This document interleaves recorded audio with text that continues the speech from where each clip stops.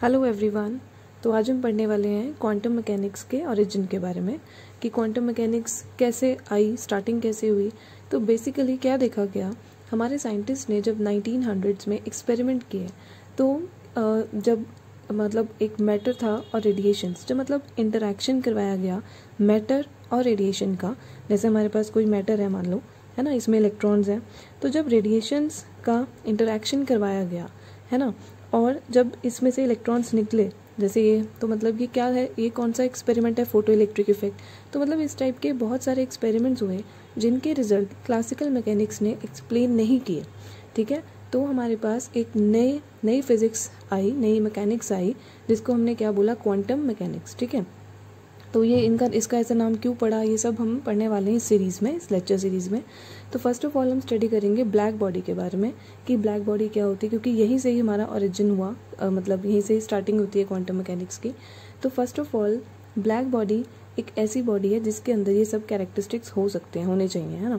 तो first characteristic हमारे पास क्या है कि ये सारी वेवलेंथ, सभी वेवलेंथ की रेडिएशंस एब्जॉर्ब करती है। जो भी वेवलेंथ इस पर हम फॉल करवाएंगे ये उन सभी रेडिएशंस को एब्जॉर्ब करेगी। तो इसलिए इसका absorption coefficient A lambda will be 1 हर एक वेवलेंथ पे। सेकंड क्या है कि ये रिफ्लेक्ट नहीं करेगी कोई भी रेडिएशन, इसीलिए इसका नाम ब्लैक है, ब्लैक बॉडी, क्योंकि ये हर एक अपने अंदर हर एक वेवलेंथ को, हर एक रेडिएशन को एब्जॉर्ब कर लेगी, एक भी लाइट को ये रिफ्लेक्ट नहीं करेगी। ठीक है, तो आर लैम्डा भी क्या हो जाएगा इसका 0 हर वेवलेंथ पे। सिमिलरली ये ना ही कोई रेडिएशन को ट्रांसमिट करेगी, तो मतलब जो भी रेडिएशंस आप इस पे फॉल करवाओगे इस बॉडी पे, तो ये ना रिफ्लेक्ट करेगी और ना ही अपने से अंदर से बाहर निकालेगी, मतलब ट्रांसमिट भी नहीं करेगी। तो इसलिए टी लैम्डा भी क्या हो गया 0 एट ऑल वेवलेंथ। सो क्योंकि ये बॉडी ना तो रिफ्लेक्ट करेगी ना ही ट्रांसमिट करती है किसी भी रेडिएशंस को, तो इसलिए ये ब्लैक लगती है। क्योंकि अब कोई भी चीज़ का कलर क्यों होता है, क्योंकि वो उस कलर को रिफ्लेक्ट करेगा या ट्रांसमिट करेगा, बट यहाँ पे ना वो रिफ्लेक्ट करता है और ना ही ट्रांसमिट करता है, इसलिए इसका नाम है ब्लैक बॉडी। ठीक है, तो मतलब अगर हमारे पास कोई परफेक्ट ब्लैक बॉडी है तो उसके लिए एब्जॉर्प्शन कोफिशिएंट हमेशा ऑल वेवलेंथ पे 1 होना चाहिए, रिफ्लेक्शन कोफिशिएंट 0 होना चाहिए और ट्रांसमिशन कोफिशिएंट भी 0 होना चाहिए। बट फिर बात आती है कि यहाँ पे दुनिया में कोई भी चीज़ परफेक्ट नहीं है, ना ही इंसान और ना ही कोई चीज़। तो यहाँ पे क्या है कि कोई भी ऐसा सरफेस नहीं है जो परफेक्टली ब्लैक बॉडी हो, है ना। 100% कोई भी किसी भी चीज़ का ए लैम्डा 1 नहीं होगा, टी लैम्डा और आर लैम्डा 0 नहीं होंगे, मतलब ट्रांसमिशन कोफिशिएंट और रिफ्लेक्शन कोफिशिएंट कुछ ना कुछ वो रिफ्लेक्ट या ट्रांसमिट जरूर करेगी। तो हमारे पास परफेक्ट ब्लैक बॉडी हमारे नहीं मिलेगी, है ना। तो लेकिन हाँ, नियरली परफेक्ट ब्लैक बॉडी, क्योंकि सारे मतलब परफेक्ट इंसान नहीं होते, बट हाँ नियरली परफेक्ट इंसान बहुत होते हैं जो अपने स्केड्यूल को और डिसिप्लिन में रह के अपना काम करते हैं, बहुत कम होते हैं, और नियरली उसको बोल सकते हैं। तो यहाँ पे क्या है, nearly perfect black body lamp black, है ना। तो ये क्या करता है, 96% जो है हमारी रेडिएशंस को, जितने हम उस पर रेडिएशंस इंसिडेंट करेंगे वो 96% को एब्जॉर्ब करेगा। तो पूरी 100% तो ये भी रेडिएशंस को एब्जॉर्ब नहीं करने वाला। तो लैम्प ब्लैक है क्या, एक ब्लैक कलर का पिगमेंट होता है जो कि सीमेंट्स, इंक्स, कार्बन पेपर वगैरह में यूज होता है। ठीक है, शू पॉलिशेस, इन सब में। और नेक्स्ट है प्लैटिनम ब्लैक, ये 98% जो है लाइट एब्जॉर्ब कर लेगा। तो ये दो हमारे पास नियरली परफेक्ट ब्लैक बॉडीज़ हैं। नेक्स्ट, किसी भी ब्लैक बॉडी की कुछ कैरेक्टरिस्टिक्स होती हैं कि भैया ये कैरेक्टरिस्टिक्स फॉलो करेगा। तो first of all first characteristic क्या है कि जो ब्लैक बॉडी रेडिएशन है ये हमारे टेम्परेचर पे डिपेंड करेगी। ठीक है, मतलब कि जब हम रेडिएशंस उसमें इंसिडेंट की तो उसकी जो इंटेंसिटी है उस रेडिएशन की वो क्या होगी, सिग्मा T⁴। तो मतलब it is directly proportional to 4th power of temperature, मतलब जितना ज़्यादा टेम्परेचर उतनी ज़्यादा रेडिएशन की इंटेंसिटी, है ना। ये हमारी यूनिट है इंटेंसिटी की, क्योंकि इंटेंसिटी क्या होती है, पावर पर यूनिट एरिया, है ना। तो पावर वॉट और एरिया मीटर स्क्वायर। तो सिग्मा हमारे पास, इसको हम क्या बोलते हैं, स्टीफन्स कांस्टेंट, और सिग्मा की वैल्यू क्या है 5.67 × 10⁻⁻8 वॉट पर मीटर स्क्वायर पर केल्विन पर 4। ठीक है, और इस इक्वेशन को हम क्या बोल देंगे, स्टीफन्स बोल्ट्जमैन लॉ। तो ये लॉ बहुत इंपॉर्टेंट है अगर हमारे पास हमसे इंटेंसिटी पूछी हो और टेम्परेचर गिवन हो या फिर वाइस वर्सा, है ना। तो मतलब सिग्मा हमें लर्न करना है क्योंकि ये कांस्टेंट है, 5.67 × 10⁻⁸ SI यूनिट में है ये।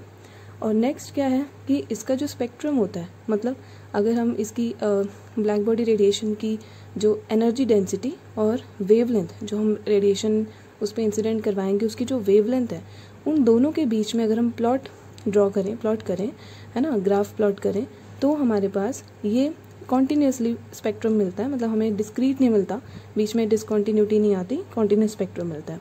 तो यहाँ पे मैंने 2 टेम्परेचर्स लिए हैं, एक T1 है एक T2 है। जनरली कोई भी 2 टेम्परेचर्स ले लिए। हमें अब यहाँ पे T2 बड़ा है T1 से, है ना, तो मतलब ये छोटा टेम्परेचर, उससे बड़ा हमने एक और बड़ा लिया T2। तो यहाँ पे अब इसकी जो पीक वेवलेंथ है, तो जब T1 था तो इसकी पीक वेवलेंथ थी लैम्डा m1, और जब टेम्परेचर T2 है तो उसकी पीक वेवलेंथ हमने ले ली लैम्डा m2, है ना। तो यहाँ पे क्या हुआ कि जो वेवलेंथ है कॉरिस्पॉन्डिंग टू पीक्स, उसमें T1 के लिए वो ज़्यादा है, लैम्डा m1 ज़्यादा है T1 से, है ना, और जो T2 के लिए है लैम्डा m2 वो कम हो गया। तो मतलब क्या है यहाँ पे कि जो लैम्डा m है वो इन्वर्सली प्रोपोर्शनल टू टेम्परेचर, तो जितना ज़्यादा टेम्परेचर उतनी वेवलेंथ कम। तो ये है हमारे पास कॉन्टीन्यूस स्पेक्ट्रम इसका। अभी हमने ये जो प्लॉट किया था ये लैम्डा के साथ किया था, है ना, जो भी हमारी इंसिडेंट रेडिएशन थी उसकी हमने वेवलेंथ के साथ ई लैम्डा को प्लॉट किया था। अब हम जो एनर्जी डेंसिटी है वो फ्रीक्वेंसी के साथ प्लॉट करेंगे कि भाई फ्रीक्वेंसी, अब हमें पता है कि फ्रीक्वेंसी और वेवलेंथ तो वैसे ही इन्वर्सली प्रोपोर्शनल होते हैं, है ना, तो यहाँ पे सब उल्टा हो जाएगा। तो यहाँ पे क्या था T1 और T2, तो T2 तो T1 से बड़ा था। अब जो इसके कॉरेस्पॉन्डिंग पीक आएगी फ्रीक्वेंसी की, वो अगर टेम्परेचर T2 बड़ा है तो उसकी फ्रीक्वेंसी भी ज़्यादा होगी, और अगर T1 स्मॉल है तो उसकी जो फ्रीक्वेंसी है उसके कॉरेस्पॉन्डिंग पीक के कॉरेस्पॉन्डिंग वो भी कम होगी। तो मतलब ये डायरेक्टली प्रोपोर्शनल है टेम्परेचर के साथ, है ना। फिर नेक्स्ट थर्ड हमारे पास क्या कैरेक्टरिस्टिक है कि जो वेवलेंथ है या फ्रीक्वेंसी है, कोई भी रेडिएशन एमिट हो रही है ना, वो लैम्डा 0 से लेके इनफाइनाइट तक जितनी मर्जी जोन सी मर्जी हम रेडिएशंस यहाँ पे हम इस पे इंसिडेंट करवा सकते हैं 0 से लेके लैम्डा तक। सिमिलरली फ्रीक्वेंसी 0 से लेके लैम्डा तक, कोई भी पर्टिकुलर फ्रीक्वेंसी रेंज या वेवलेंथ रेंज हमारे पास यहाँ पे नहीं है। नेक्स्ट फोर्थ हमारे पास जो कैरेक्टरिस्टिक्स रहेगा वो वही है कि lambda is inversely proportional to T, है ना।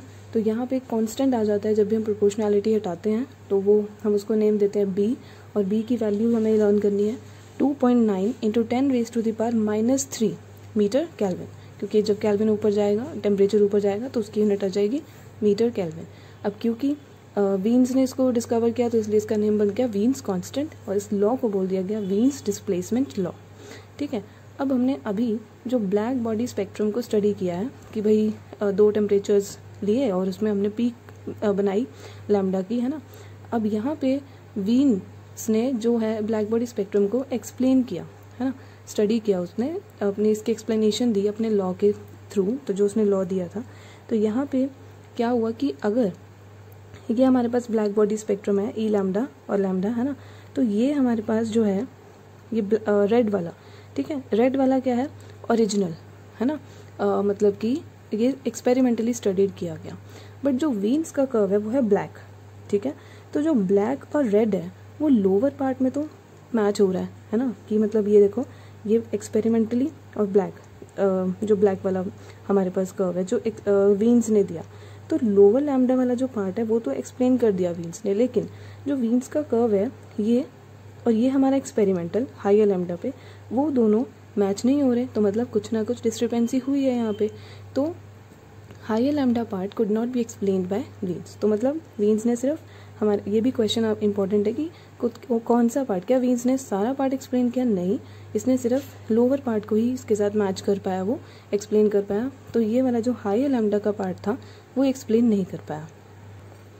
तो अब जो हायर लैम्डा का पार्ट था वो किसने एक्सप्लेन किया, रेले जीन्स ने, ठीक है। तो यहाँ पे ये रेले जीन्स का कर्व है और ये हमारा एक्सपेरिमेंटल कर्व है ब्लैक वाला।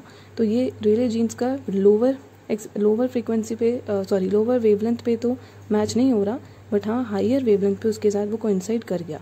तो higher part explain by Rayleigh Jeans और lower lambda part could not be explained by Rayleigh Jeans law, ठीक है। तो हमने यहाँ तक जो है स्टडी किया है ब्लैक बॉडी स्पेक्ट्रम और स्टीफन्स लॉ, वीन्स लॉ, जो कि इसके भी काफ़ी न्यूमेरिकल्स आपको मिलते हैं कॉम्पिटिटिव एग्जाम्स में, और उसके भी हम प्रैक्टिस क्वेश्चंस भी करेंगे आगे लेक्चर सीरीज़ में।